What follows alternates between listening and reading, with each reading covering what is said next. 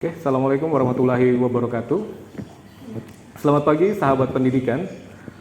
Senang sekali berjumpa dengan kami, Podcast Bisa Pintar BPMP Provinsi Kalimantan Utara. Pada kesempatan kali ini, saya Ramadan bersama teman saya. Saya Septi.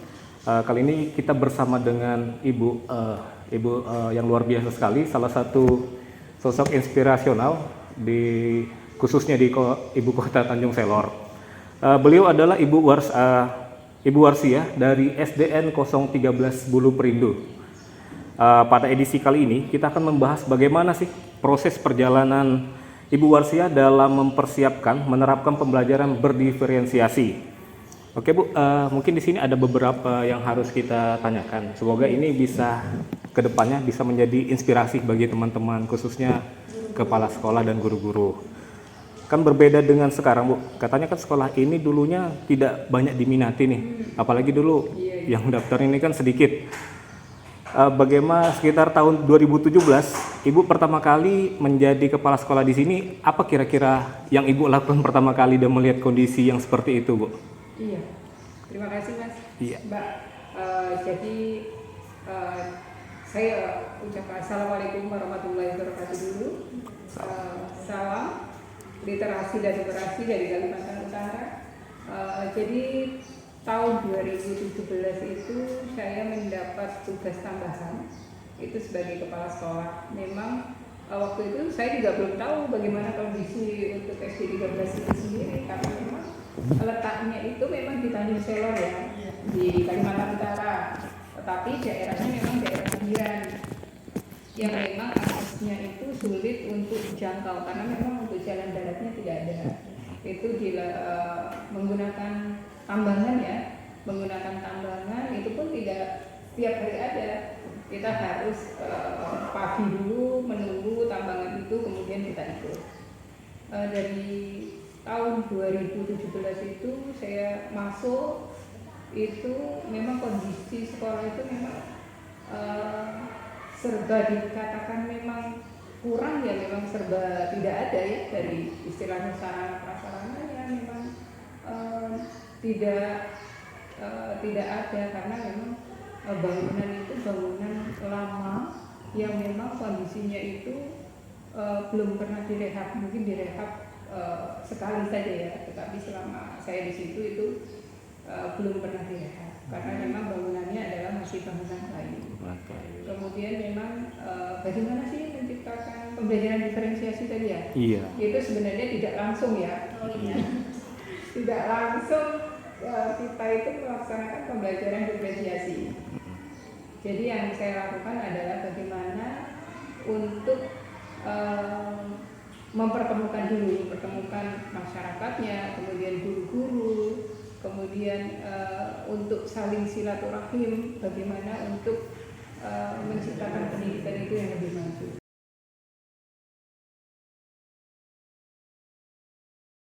Ya, tantangannya kan luar biasa sekali Bu. Iya benar. Jadi ketika Ibu sudah bertemu dengan tokoh-tokoh contoh masyarakatnya, terus dari orang-orang tua siswa khususnya Bu ya, Iya. kira-kira respon mereka dengan pembahasan Ibu ini, sosialisasi ke mereka ini lancar aja Pak? Ada tantangan dari mereka sendiri Bu? Iya, karena memang ya untuk tantangan itu pasti ada, bukan dari lingkungan sekolah saja, tetapi dari dalam juga kita harus berubah. Salah satunya adalah koordinasi dengan sesepuh ya, ibaratnya sesepuhnya yang dianggap orang tua di desa ini itu siapa gitu kan, kita datang dulu, ibaratnya kita permisi ya, permisi untuk kita silaturahim.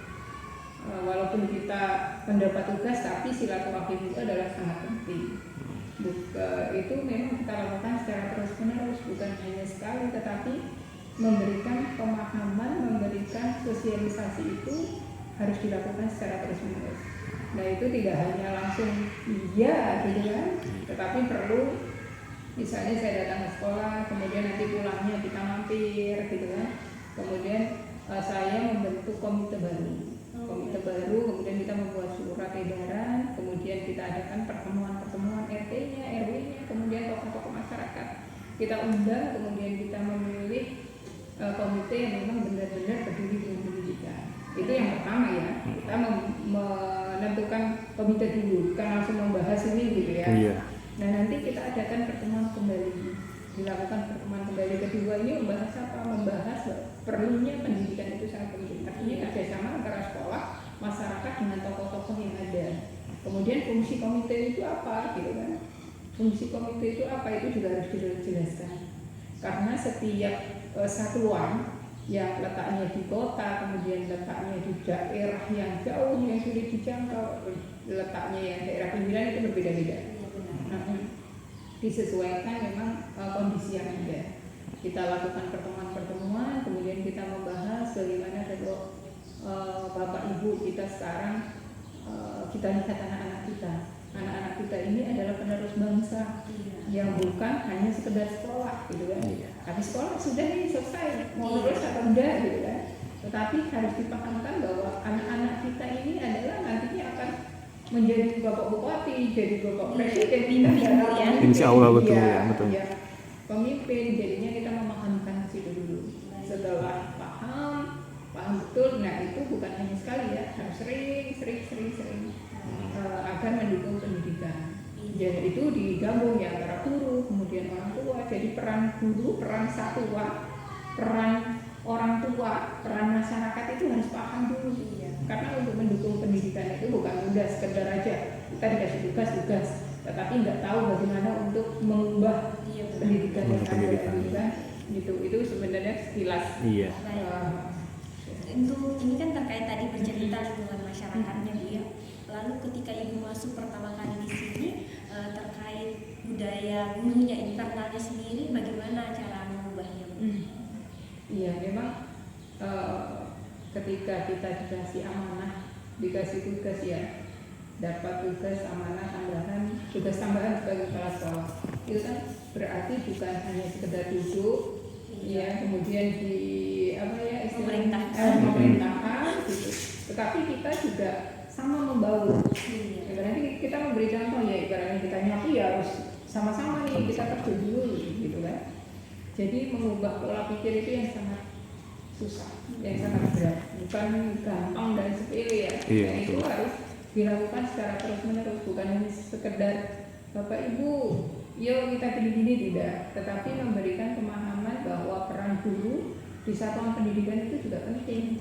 Kerjasama antara teman itu juga penting, kerjasama antara kepala sekolah dengan guru itu juga penting bagaimana untuk menciptakan lingkungan yang memang benar-benar menyenangkan bagi anak-anak. Itu juga sangat penting.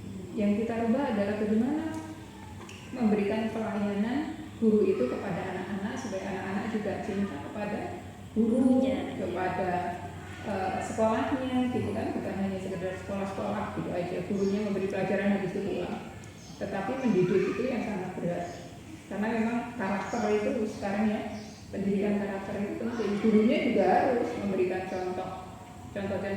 contoh-contoh menerapkan pola istilahnya untuk pendidikan karakter gitu. Kemudian kita memberikan sosialisasi itu kepada guru-guru itu setiap hari Sabtu. Ada Khusus ya. Nah, kita khusus untuk rapat gitu kan, pulang sekolah rapat, memberikan pemahaman. Yang tadinya memang pulangnya itu dari, mohon maaf aja ya, dari tahun ke tahun itu kan pulangnya cepat. Nah itu kan yang harus dirubah dulu. Sudah menjadi budaya. Iya, sudah menjadi budaya. Merubah itu tidak gampang. Bukan hanya sekedar saja, tetapi perlu saya kurang lebih di sini kurang lebih 4 tahun lebih ya. Iya, 4 tahun. 4 tahun itu secara terus menerus memberikan pemahaman. Jadi guru itu sudah jadi pilihan untuk Bapak Ibu ketika bagaimana kita memberikan pelayanan kepada anak-anak itu yang benar-benar di hati. Bukan hanya sekedar mengajar, tetapi guru itu adalah ibaratnya digugu dan ditiru ya. Digugu dan ditiru menjadi contoh gitu kan. Bukan hanya sekedar memberikan pelajaran habis itu sudah seperti itu sudah. Jadi bukan hanya sekali, tapi setiap minggu harus, setiap Sabtu harus. Jadi 1 minggu itu 1 kali harus. Iya, untuk mengubah mindset mengubah ya. mindset. Jadi guru juga sebagai role model bagi Iya, siswanya. betul. Nah, mungkin bisa diceritakan juga Bu, seiring berjalannya waktu begitu bagaimana sekolah ini menyusun rencana pengembangan sekolah sehingga yang dulunya kondisinya seperti apa dan sekarang sudah lebih baik begitu. Iya. Nah, ini juga kita bicarakan dengan komite juga Mbak, komite, kemudian dengan guru-guru kita membuat program bersama. Apa sih yang kita perlukan di sekolah ini? Nah, kita masukkan di program ya, kurikulum sekolah ya. Kita mulai menyusun kurikulum sekolah, apa-apa yang harus dikembangkan di sekolah. Kita tidak muluk-muluk, tetapi yang pertama adalah merubah mindset dulu, pola pikir. Setelah pola pikir itu berubah, baru enak untuk masuk ke dalam nanti secara pelan-pelan ke prosesnya, gitu kan. Kemudian jalinan kerjasama, nah itu terus. Kemudian ada penghubung antara, ibaratnya kita buatkan nih buku penghubung orang tua dan guru, guru dengan sekolah, kepala sekolah, kemudian masyarakat dengan sekolah. Nah itu kita buatkan. Nah itu kita adakan rapat misalnya, rapat itu misalnya dalam bulan sekali nih kita manggil orang tua, sama-sama kita bicarakan. Yang pertama adalah misalnya kita adakan kerja bakti dulu gitu kan. Kan memang kondisi sekolah ini serba nggak ada ya. Iya, betul. Serba nggak ada. Bagaimana kita adakan kerja sama untuk kerja bakti dulu. Kapan waktunya gitu kan. Boleh misalnya hari Sabtu kita luangkan waktu untuk kerja bakti. Setelah itu masukkan apa misalnya apa sih yang kekurangan sekolah ini. Oh, proses pembelajaran Ibu harus dirubah. Ini masukan dari masyarakat ya. Masukan dari masyarakat. Gimana Pak selama ini anak-anak belajar? Oh, ternyata kok Bu kok pulangnya jam 10. Oke, sekarang kita mulai kita membuat pulangnya jam 12 gitu kan. Pulang sekolah jam 12 karena merubah dari yang awal itu kan budayanya itu yang kita rubah dulu kan. Kita pulang misalnya ya jam 12, kita jam 12. Kemudian apa lagi? Proses pembelajarannya gitu kan. Proses pembelajarannya bagaimana Pak? Proses pembelajarannya mungkin nanti Bu misalnya kan ada bimbingan khusus bagi anak-anak misalnya kan. Kalau kita masukkan, kita tidak usah terlalu banyak dulu. Yang penting 3 program ini berjalan terus menerus karena nanti bisa prosesnya bisa sambil ya. Fokus utamanya itu dulu Bu ya. Nah, yang pertama adalah kerja bakti terus kerja bakti gitu kan setiap Sabtu. Kemudian apa lagi? Pulang jam 12. Untuk jam 12 ini nanti selebihnya waktunya untuk bimbingan. Bimbingannya apa? Karena memang untuk seperti ini ya anggaran itu kan memang kurang kan, memang nggak ada. Jadi ya salah satu caranya ya itu kerjasama ya sudah gerakan semua aja gitu kan, membimbing sendiri dulu gitu kan. Nah manfaatkan yang ada dulu. Kita nggak kita mau mencari pelatih misalnya seperti pramuka dan sebagainya kan harus bayar nih. Nah kita budayakan adalah guru-guru yang ada tanpa mengeluarkan biaya gitu kan. Nah itu sebenarnya seperti itu dulu program. Iya, ini kan menarik Bu sebenarnya dari awal mula kan SD 013 yang pertama kali menerapkan pembelajar berdiferensiasi. Nah kira-kira setelah Ibu melakukan proses itu, kira-kira hasil yang didapatkan atau perubahan-perubahan yang signifikan lah yang terjadi untuk murid-murid ini seperti apa Bu? Iya, jadi awalnya untuk pembelajaran diferensiasi itu kan saya kan supervisi ya. Supervisi itu melihat proses pembelajaran di kelas. Nah, kepala sekolah itu juga harus melakukan pendampingan ke kelas itu, bukan dilakukan ibaratnya 3 bulan sekali tidak, tetapi harus terus juga. Terus rutin Bu ya. Walaupun itu memang jadi supervisi kan kadang di instrumen itu supervisi kepala sekolah dilakukan ada 3 bulan 4 bulan. Sebenarnya tidak seperti itu. Per minggu pun boleh silakan duduk di kelas, kemudian melihat proses pembelajarannya yang tadinya cuma ceramah. Kemudian selain itu juga saya masuk ngajar juga. Oh, ikut mengajar juga Bu ya? Karena saya lihat itu anak-anak banyak yang nggak bisa baca. Dan anak yang nggak bisa baca saya konfirmasi juga ke SMP 1 Pak Eko. Karena memang saya dengar bahwa yang memang lulusan dari sini ini banyak anak yang nggak bisa baca. Nggak bisa baca. Iya, nggak bisa baca. Kelas tinggi, kelas 6. Saya konfirmasi ke SMP 1 benar kan ini kondisi ada Bu berapa anak gitu kan. Nah dari situ saya membuat penilaian membaca. Oh. Membuat penilaian membaca setiap pagi itu, Mbak. Jadi saya minta anak kelas 1 siapa yang nggak bisa baca? Ini Bu namanya ini. Oke, kelas 1 saya tes membaca dulu semua. Tapi saya kasih bikin jadwal. Jadwal saya masuk ke kelas, kemudian membuat kalau kelas 1 ini yang huruf kata saya buat dulu, kemudian saya tes satu-satu. Saya buatkanlah nama-nama ya, anak yang perlu bimbingan, anak yang sudah lancar tapi masih perlu bimbingan gitu. Oh, dikategorikan. Dilakukan sampai kelas tinggi. Saya lakukan Sampai kelas 6 ya. Jadi saya itu datang pagi ngajari anak yang nggak bisa baca. Seperti itu. Jadi setiap pagi anak yang nggak bisa baca ini saya ajari. Nanti kalau sudah bisa baru saya lepas ke kelas. Nah itu bukan hanya anak nggak bisa baca itu, tapi anak juga dites. Tesnya itu mengenai huruf dulu. Kelas tinggi juga seperti itu sama. Dari A, B, C, D. Kan kadang anak-anak menyanyi aja bisa yang mengurutkan A, B, C, D, E, F, G sampai Z itu tahu. Tetapi ketika disebutkan di tengah-tengah itu kebingungan. Iya. Itu sampai kelas tinggi pun masih ada. Nah itu kita buatkan instrumennya, kemudian kita buat catatan. Nah anak-anak yang belum bisa itu setiap pagi saya ajar. Setelah selesai baru saya kasih ke gurunya. Tetapi itu saya lakukan hari Sabtu itu rapat dulu dengan gurunya lagi. Hasilnya seperti ini. Nah anak yang nggak bisa jangan sama ngasih pelajarannya. Baik. Iya, itu kan. Tapi itu termasuk tantangan juga kan Bu, kalau misalkan ini dia. Karena saya harus merubah nih yang lulusan tadi yang banyak nggak bisa baca, tahun ini harus bisa membaca. Jadi ada target. Ada targetnya. Tapi target saya nggak muluk-muluk, yang penting bisa baca dulu aja. Karena kalau anak nggak bisa baca kan nggak bisa pelajaran lainnya. Nah dari situ saya buatkan terus-menerus. Penilaian itu setiap tahun kelulusan saya tes lagi setiap tahun. Nah setiap pagi saya ngajar. Jadi ada kelas tersendiri Bu ya? Di sini di kantor. Oh di kantor ini. Ruangan ini ya Bu ya? Berarti khusus ini Bu ya, murid-murid tadi yang sudah ditandai Bu ya? Betul, jadi setiap pagi saya ngajar. Bukan saya nggak ngajar, saya sangat lucu, saya ngajar anak yang nggak bisa. Nggak bisa. Iya, yang nggak bisa nanti saya buat catatan, baru nanti setelah dia bisa saya kasih ke gurunya. Jadi memberikan proses pembelajaran itu nggak sama, disesuaikan dengan kondisi. Beda juga dengan yang di kota. Iya betul. Iya. Jangan anak-anak langsung dikasih ke pemahaman yang tingkatannya lebih tinggi. Iya, kadang gurunya kan ngajar langsung ya, memberi pelajaran secara bersama-sama dan modelnya sama. Tanpa tahu Tanpa tahu ini Bu ya? itu pertamanya sebenarnya Mbak. Jadi kenapa ada pembelajaran diferensiasi?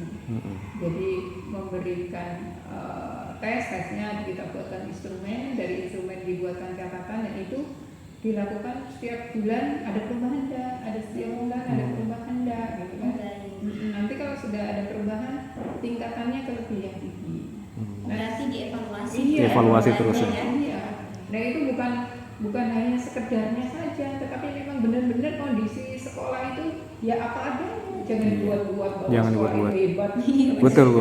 Tetapi memang real sekolah yang ada itulah sebenarnya yang harus dipahamkan oleh kepala sekolah dan guru. Kondisi sekolah saya seperti apa. Nah anak-anak yang sudah bagus, yang sudah kompetensinya memang bagus, benar-benar pemahaman, kemudian identifikasi sudah bagus, gurunya harus lebih kreatif lagi. Karena anak itu akan bosan ketika menemukan gurunya ngajarnya begitu-begitu saja. Anak sudah bisa, ya dia cepat bisa. Nah seperti itu juga guru-guru harus paham, harus ngertinya. Itu dilakukan setiap Sabtu, itu kepala sekolah harus rapat sebenarnya. Bagaimana kondisi anak saya di kelas 1, kelas 2, nah itu perlu dibicarakan, perlu dikomunikasikan, bukan hanya sekedar ya sudah itu pintar gitu aja. Iya. Nah anak ini pintarnya gimana? Nah ini juga guru harus lebih kreatif. Coba lihat misalnya proses belajaran, anak sudah pintar dikasih itu, dia bosan dan main. Iya. Iya kan? Tetapi guru juga harus jeli ketika melihat dari proses pembelajaran diferensiasi, menemukan anak yang sudah hebat, gurunya tinggal bagaimana sih meneruskan anak yang sudah hebat ini. Iya, kita menemukan passionnya dia Bu ya. Iya, kayak profil pelajaran Pancasila kan, ya gitu. Iya. Merdeka kan anak yang sudah bisa ya keterampilannya lebih harus dilatih lagi, ya kan, membuat apa sehingga anak-anak itu akan lebih kreatif. Bagaimana menciptakan ide. Iya. Iya. Nah, terus ini Bu, Tapi SDM-nya yang masih kurang. iya, fokusnya SDM-nya lagi kembali. Dan ini kan kita 2019 kita ada COVID lagi nih Bu. Nah ini kan tantangan baru juga nih. Berapa tahun kita ini kan sekolah secara online. Nah terus tantangan kembali nih. Udah kan Ibu apa yang sudah Ibu bangun, otomatisnya kan biasa sudah mulai nih. Kadang turun lagi. Ini kira-kira Ibu menyesuaikan kembali ini seperti apa Bu? Iya. Kan ada lagi siswa yang istilahnya sudah mulai lancar, karena ini akhirnya turun lagi. Learning loss kita kan istilah kita. Iya. Jadi memang karena pandemi itu juga jadi masalah untuk setiap satuan pendidikan. Iya, semua kayak yang tadinya anak sudah mulai lancar, tiba-tiba akhirnya ada pandemi, kemudian suruh belajar lagi di rumah. Nah ini juga salah satu kepala sekolah, guru-guru membaca situasi yang ada gitu kan. Nggak mungkin kita memberikan pelajaran lewat Zoom saja kan. Iya betul. Nah kita kasih waktu untuk guru-guru itu setiap 1 minggu 2 kali. 2 kali itu turun ke masyarakat.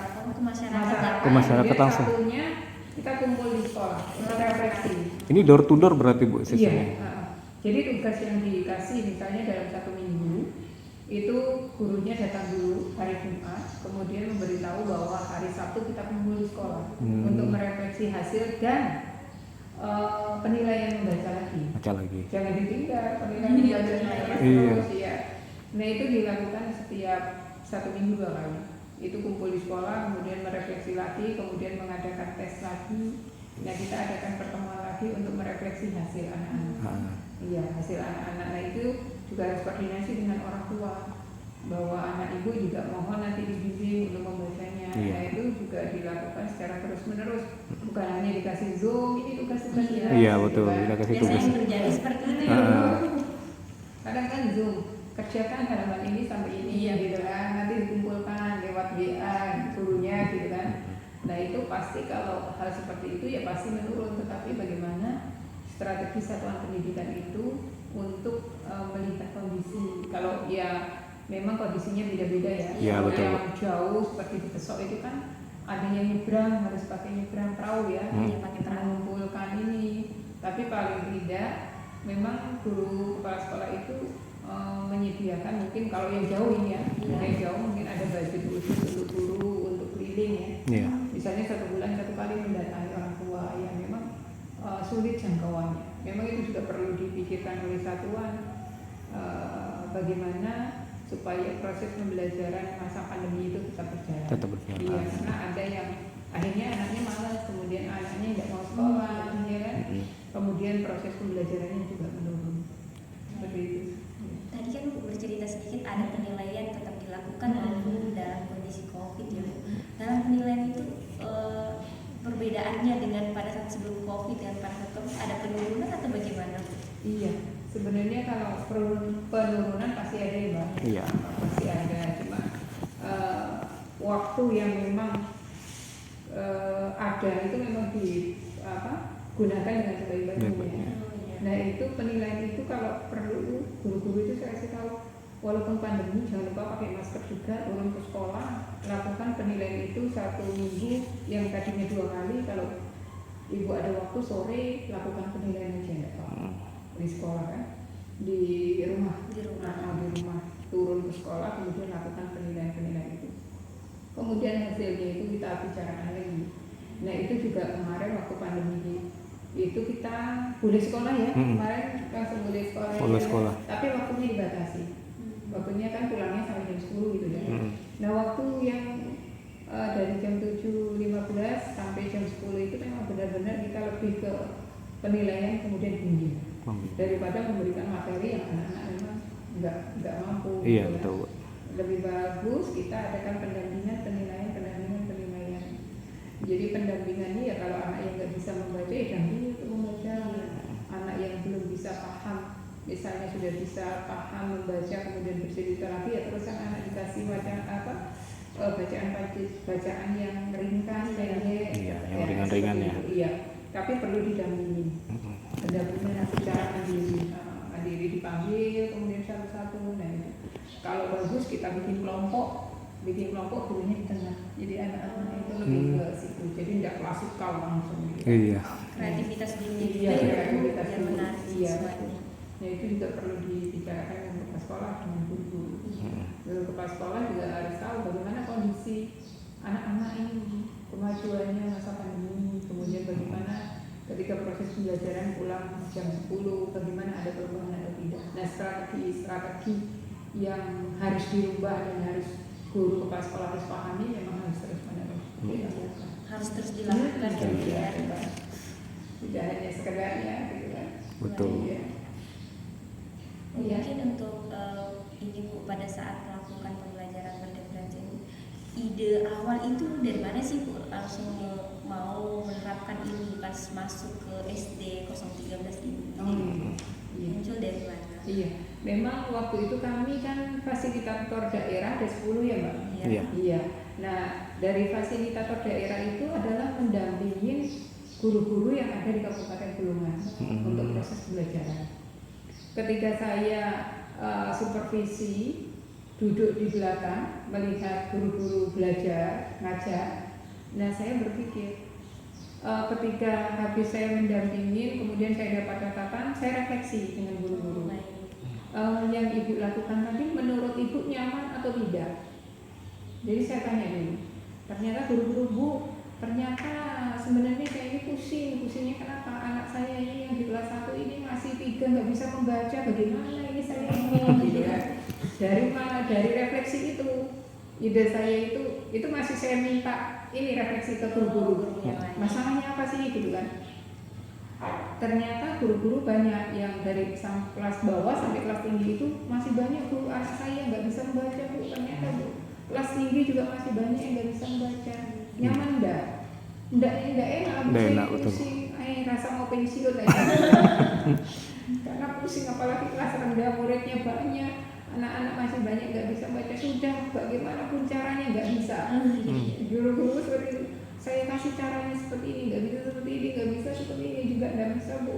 Bagaimana saya sampai pusing gitu loh. Iya. Jadi dari situ saya kumpulin. Kalau gitu Bu, besok kita hari Sabtu kita refleksi hasil daripada masing-masing kelas. Saya catat sudah. Sudah ada catatan. Iya, sudah ada catatan. Kemudian baik Bapak dan Ibu, karena kemarin keluhan dari Bapak Ibu masing-masing sudah bahwa ternyata masih banyak anak-anak kelas tinggi nggak bisa membaca. Kalau anak-anak masih banyak yang nggak bisa membaca kan, ketika dikasih pelajaran sia-sia. Iya, sia-sia. Anak-anak nggak bisa. Gitu. Dari yang tingkatan kecil aja anak-anak belum bisa, apalagi tingkatannya yang agak susah.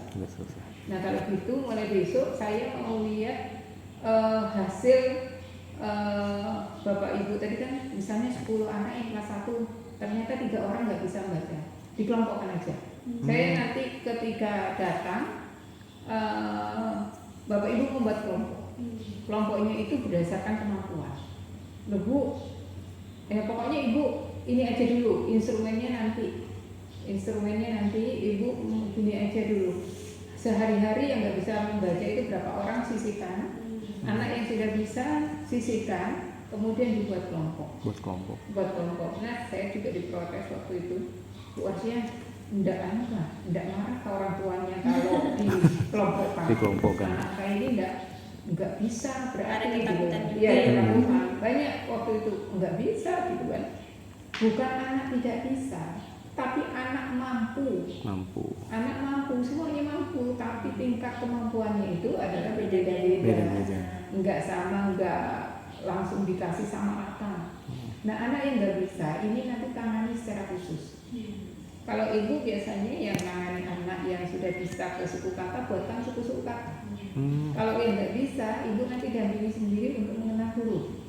Anak yang sudah bisa ke kata, membaca kalimat pendek, ibu buatkan 2 kalimat saja. Misalnya nanti ada cerita, kemudian ditanya ceritanya, tokohnya siapa, yang muda-muda dulu.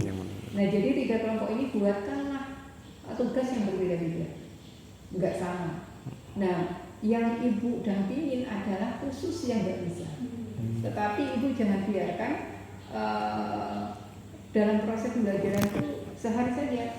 Tetapi proses itu harus didampingi secara terus-menerus. Rutin. Waktunya kapan? Misalnya 1 minggu 1 kali.